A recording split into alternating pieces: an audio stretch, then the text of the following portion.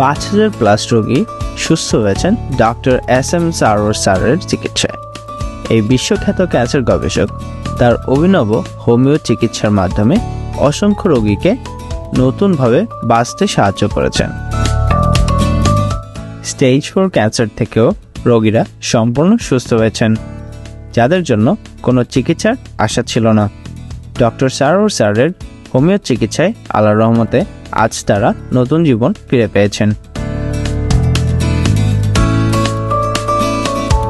সুতরাং সিরিয়াল দেওয়ার জন্য আজই যোগাযোগ করুন নিচে দেওয়া নাম্বারে।